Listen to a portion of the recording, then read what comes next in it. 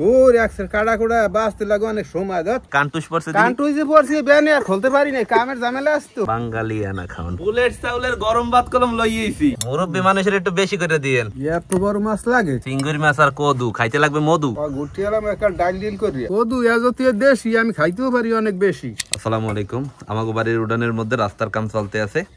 রাস্তাটা করা অবশ্য খুব জরুরি আছে কারণ 22 কালে এর মধ্যে দাঁড়তে অনেক কষ্ট হইতে ইট দিতাম এরপরও ফেসকি উঠতে না না না না কি রাস্তার কাম চালাইতেছেন? চালাইতেছি তো।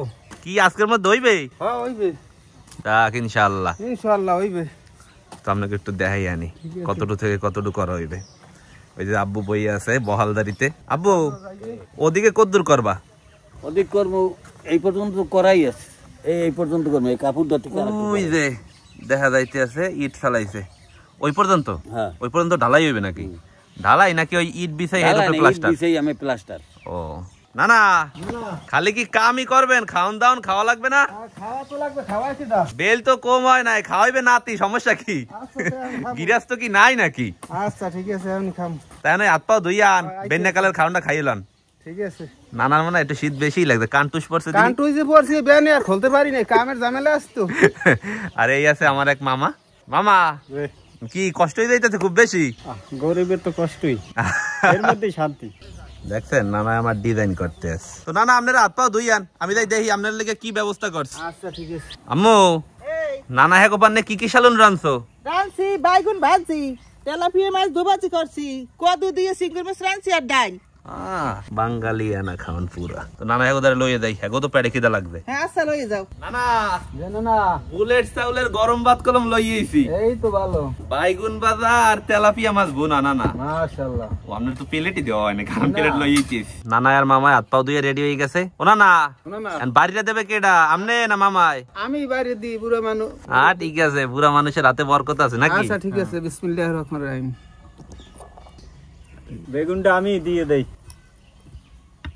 মুরব্বী মানুষের একটু বেশি করে দিয়েন।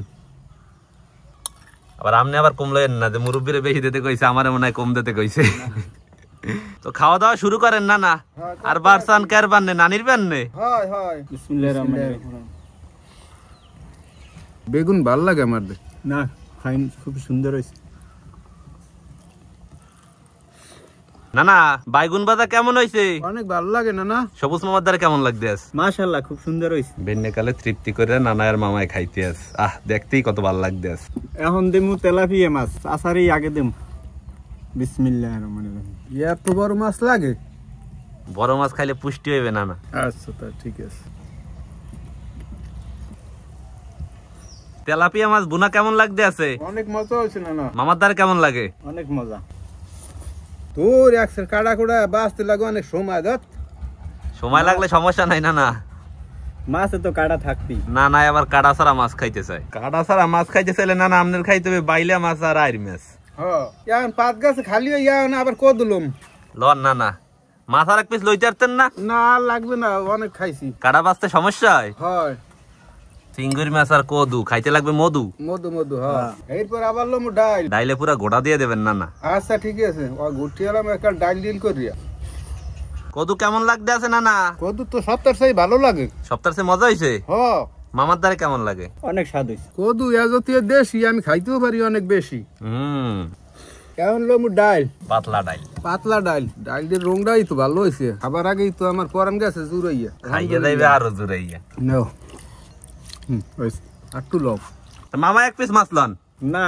এক পিস যে মাছ খাইছি বড় মাশাআল্লাহ। তো আশা করতেছি নানা আর মামার খাওয়ান দেখে আপনাকেও ভালো লাগবে। সবাই ভালো থাকেন। আসসালামু আলাইকুম।